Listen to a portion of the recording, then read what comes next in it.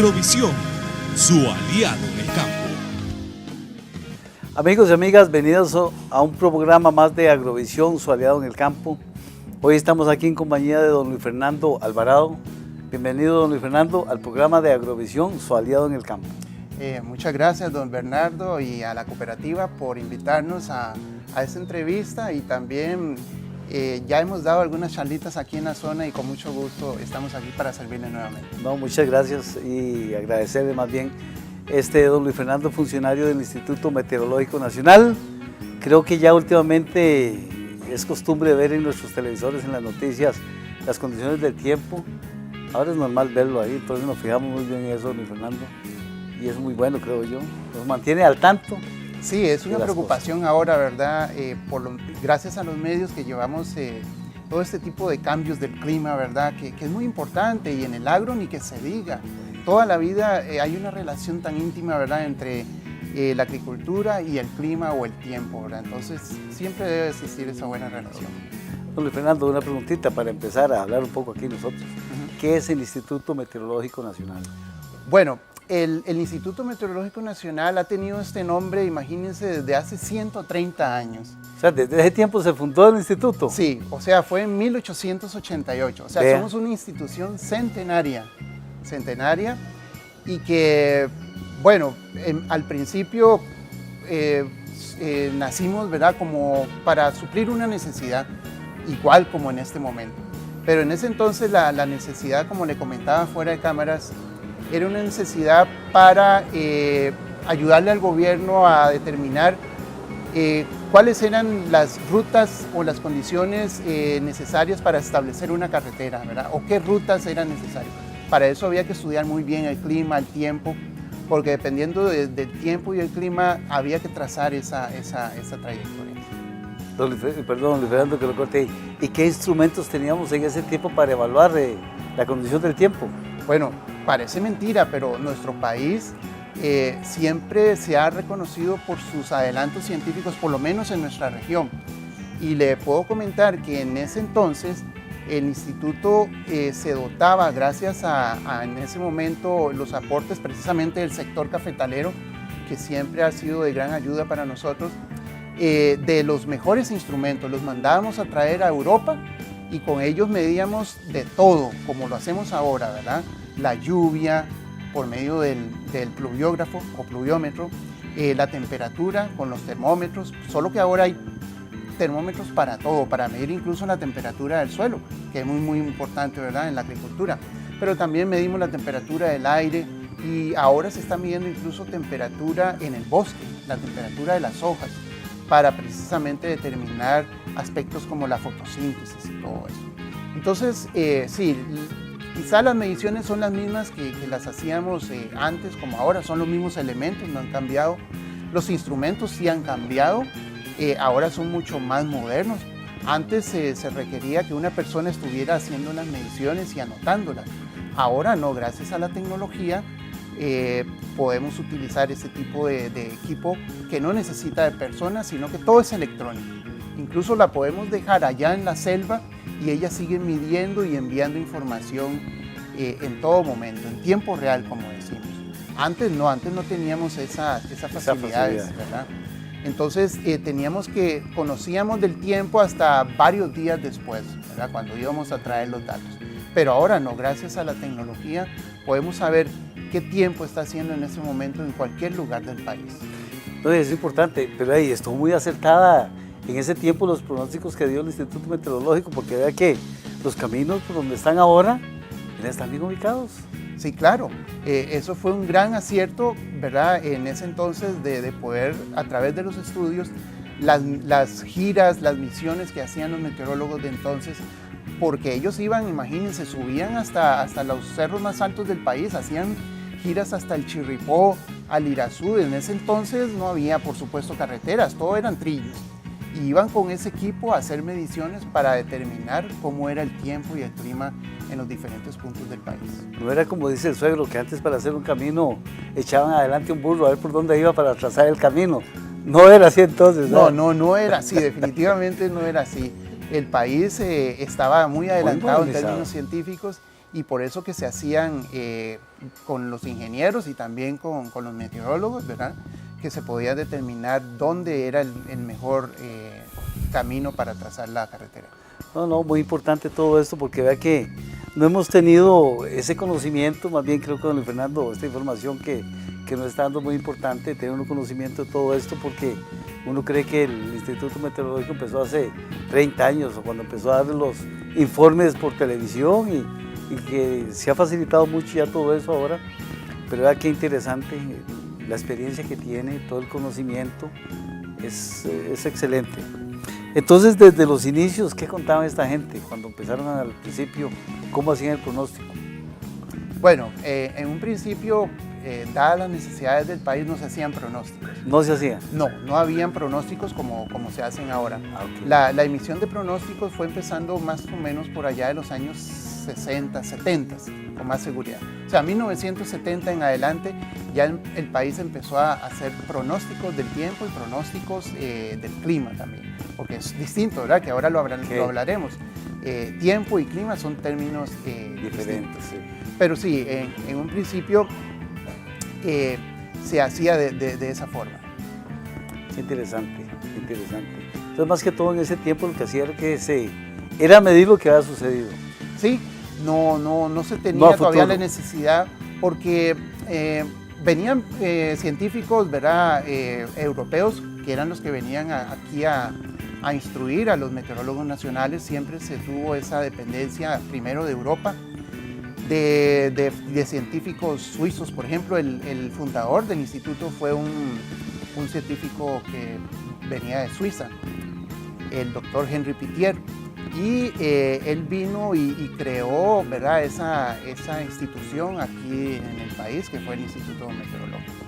Pero él carecía, o él venía con esa idea de que estas zonas, ¿verdad? En Centroamérica, las zonas tropicales, el clima era muy estable. Y por ser muy estable, el pronóstico no era necesario, ¿verdad? Cosa que vemos que ahora sí es necesario, sí. ¿Verdad? Pero en ese entonces ellos veían que el clima no variaba mucho, pero ahora sí varía. Entonces, por eso es que ellos pensaban que el pronóstico no era una actividad necesaria. El día de hoy era igual al día de ayer y igual al día de mañana o pasado mañana. Entonces no había cambios. Sí, los agricultores ya sabían que en el mes de abril con la menguante sembraban el maíz en ese tiempo, ya era frío. Sí. Hacían el reguero para el semillero café el 19 de marzo, el día de San José. Correcto. Pero sí, entonces antes el clima era muy estable, ¿verdad? Sí, exactamente. Pero fue después de los años 70 donde nació esa necesidad de emitir pronósticos, porque empezaron a verse esos cambios del clima, ¿verdad? Ya las temporadas de lluvia o las temporadas de verano no eran iguales, no duraban lo mismo, no eran lo mismo de intensas como antes. Es decir, ahora el clima de veras ha cambiado y surgió esa necesidad, por lo tanto, de hacer los pronósticos del tiempo y del clima también, David. Amigos, vamos a ir a una pausa y regresamos más con Agrovisión Soleado en el Campo. Hoy con don Luis Fernando Alvarado, funcionario del Instituto Meteorológico Nacional.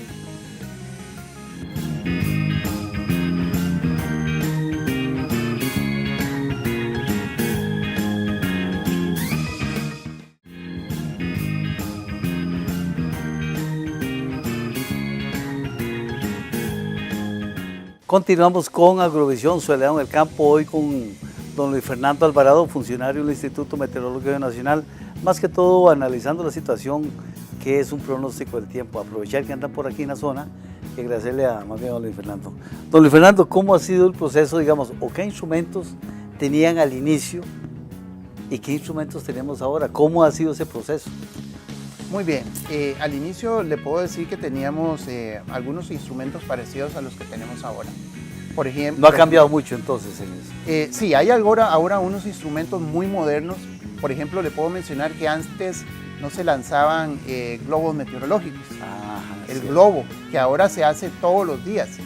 El globo meteorológico es un globo, ¿verdad?, que lleva atado los sensores que van midiendo, se suelta todas las mañanas, se deja ir libre al aire y el globo pues obviamente va subiendo y conforme va subiendo el aparatito lleva los sensores y va midiendo la temperatura, la humedad, los vientos y por supuesto la altura a la que va llegando, porque tiene un GPS que le indica en tierra la antena dónde está ubicado el instrumento, y entonces el instrumento también tiene una antena transmisora. Ok, el instrumento está en la tierra, o sea, la información del globo viene a la tierra, sí, llega no va a ningún satélite ni nada ahí. No va a ningún satélite, más bien una vez que llega a tierra nosotros como responsabilidad, como tarea nos corresponde luego enviar esa información al satélite para que sea distribuido a todo el mundo. Porque usted se me adelantó, ¿verdad? Que no arrancamos.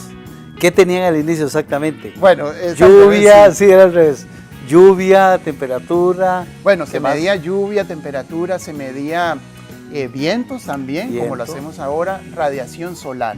Esos eran básicamente los... bueno, y la presión atmosférica. La presión atmosférica.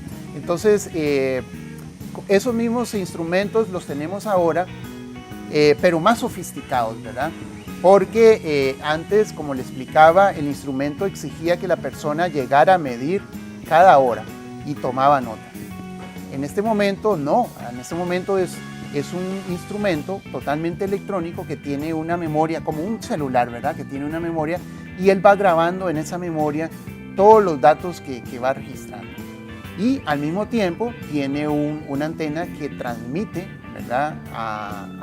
a la ciudad, allá al centro donde estamos, en San José, y entonces ahí vamos recopilando esos datos. Entonces ya no es necesario, como se hacía antes, ¿verdad? Tener que ir hasta el lugar para recuperar los datos, ¿verdad? Que tomó el observador y lo hizo en ese momento.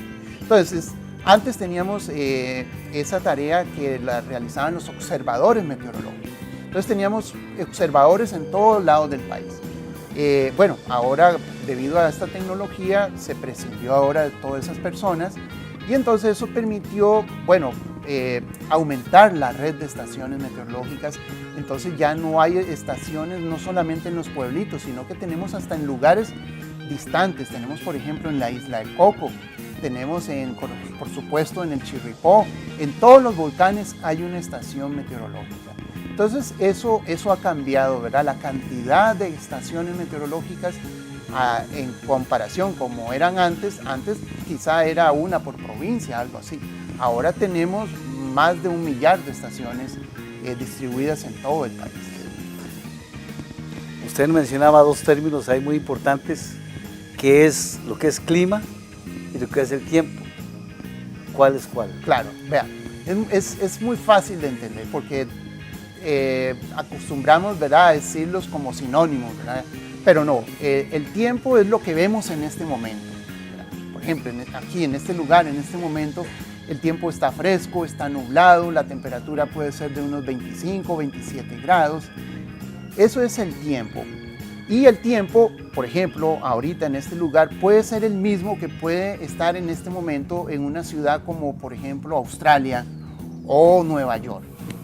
Pero definitivamente el clima de Nueva York es muy distinto al clima de Costa Rica, aunque el tiempo sea el mismo en este momento, pero bien sabemos que el clima de ambas ciudades es muy distinto. ¿Por qué? Porque el clima nuestro es tropical, es muy húmedo.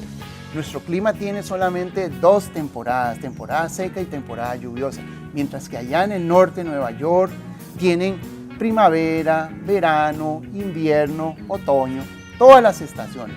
Por eso es que aquí no es correcto decir que tenemos verano e invierno, aunque lo decimos, ¿verdad?, por costumbre o por tradición. Pero no, lo correcto es decir que tenemos temporada seca o temporada lluviosa, ¿verdad? Entonces, el clima hace mención a algo que está ocurriendo en este momento, mientras que, perdón, el tiempo es ahora. Es ahora. El clima es un promedio del estado del tiempo. Entonces nos da una indicación de cómo puede ser las condiciones en un periodo más largo, ¿verdad? Nosotros, por ejemplo, para medir el clima necesitamos de datos meteorológicos de por lo menos 30 años. En cambio, para medir el tiempo no, basta con lo que pasa en este momento. Okay.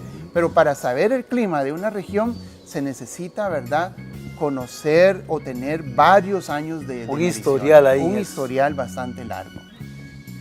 Don Luis Fernando, ¿cómo se elabora un pronóstico del tiempo? Bueno, es una tarea muy difícil, no es mojarse el dedo, ¿verdad? Sí. como se cree. Pero no, vean, ahora para hacer el pronóstico del tiempo tiene que ser una persona capacitada que lleva estudios, ¿verdad?, universitarios. Por ejemplo, nosotros aquí llevamos estudios universitarios en la Universidad de Costa Rica, que es la única que ofrece, ¿verdad?, la carrera en Centroamérica de meteorología. Entonces, el pronóstico exige que lo haga un profesional como en cualquier otra área, ¿verdad? Un profesional dedicado a esa área. Y comienza con el conocimiento del clima, ¿verdad? Porque es una gran ayuda saber primero cómo es el clima de una zona, porque así uno puede determinar si en determinado momento el tiempo es muy variable o muy complejo. Entonces, podemos hacer uso primero del clima para tener una idea de cómo va a ser el pronóstico del tiempo para mañana. Porque, por ejemplo, en temporada lluviosa sabemos muy bien que lo usual es que llueva todos los días. Entonces, no hay que ser tampoco, ¿verdad?, un meteorólogo para decir, bueno, en temporada lluviosa, un pronóstico por persistencia, como lo decimos, es que mañana también va a llover. Pero el problema es, y viene ahí la exigencia para el meteorólogo es, bueno, está bien, mañana va a llover y eso lo puede saber todo el mundo, pero ¿cómo, verdad, va a llover? Si va a llover en forma de tormenta o si va a caer solo una garúa. ¿Y dónde, verdad? Porque a veces en nuestro país sucede este fenómeno de que está lloviendo muy fuerte aquí y a unos kilómetros, par de kilómetros, usted llama a su familia o a alguien conocido y le pregunta cómo está ahí el tiempo, no el clima, le pregunta cómo está ahí el tiempo y le dice, no, aquí está soleado y usted está aquí, ¿verdad?, con un paraguas protegiéndose por el aguacero tan fuerte. Entonces, esas características, ¿verdad?, que llamamos microclimas, es muy importante, ¿verdad?, saberlas y es parte del conocimiento que tiene que tener el meteorólogo. Pero también usamos los instrumentos meteorológicos, ¿verdad? Los instrumentos nos pueden decir si la presión está aumentando, pues significa que va a haber buen tiempo. O por el contrario, si vemos que la presión viene disminuyendo y por otro lado la humedad aumentando y la temperatura va disminuyendo, eso significa que en cualquier momento va a llover, ¿verdad? Y también uno puede usar los instrumentos que tiene en el cuerpo, porque incluso hay personas que pueden percibir los cambios de temperatura fácilmente o los cambios de presión, que es muy más difícil. Entonces, nuestro cuerpo es un instrumento meteorológico genial. ¿Verdad? Que también nos puede ayudar a hacer predicciones del tiempo. También. Vamos a ir a una pausa comercial y regresamos más con Agrovisión Zualiano del Campo, hoy con don Luis Fernando Alvarado del Instituto Meteorológico Nacional.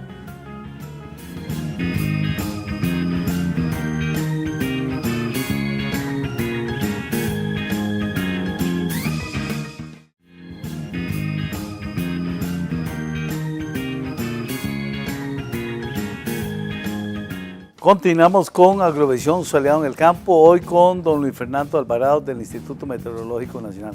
Don Luis Fernando, vea que se nos presentan fenómenos y los escuchamos ahora. Antes no era muy común escuchar que el fenómeno del niño, el fenómeno de la niña, que había que tomar sus previsiones para estos fenómenos. ¿Qué es en sí el fenómeno del niño, el fenómeno de la niña? Porque hay diferencias de los dos. Bueno, voy a comenzarle diciendo que estos fenómenos del niño no son nuevos, a pesar de que decimos niño, ¿verdad?, como que si fuera algo nuevo. Pero no, el niño quizá como nombre se viene conociendo hace unos 30, 40 años. Por ahí. Pero han existido toda la vida, porque el niño, por ejemplo, aquí en nuestro país se manifiesta como sequías, pero sequías las hemos tenido en toda la historia de la vida, ¿verdad? Entonces, lo que llamamos niño, pues hace unos 50 años no se conocía con ese nombre, pero sí el fenómeno de la sequía. Ahora sabemos que hay un niño porque hay una sequía, ¿verdad? Bueno, pero ¿qué es el niño entonces? Bueno, el niño se manifiesta por lo general siempre en el Océano Pacífico. Y yo lo explico como cuando el cuerpo humano tiene una calentura, una fiebre, ¿verdad?, que nos da una fiebre. Nuestro cuerpo tiene una temperatura estable de normal, unos 36 grados aproximadamente. Correcto. Pero el niño se manifiesta cuando esa temperatura, que es normal, empieza a aumentar. ¿En el mar? En el mar, correcto. En el mar sube. Se da solamente en el Océano Pacífico. En ningún otro océano existe el fenómeno del niño o de la niña. Qué interesante. Solamente en el Océano Pacífico. Entonces, ¿qué pasa? El Océano Pacífico empieza a recalentarse poco a poco y llega un momento en que ya ese calor empieza luego a pasar a la atmósfera. Y como la atmósfera tiene vía libre, los vientos pueden irse hasta Australia, China, entonces en la atmósfera el niño se va a todo lado, ¿verdad? Porque en el océano está limitado por los continentes.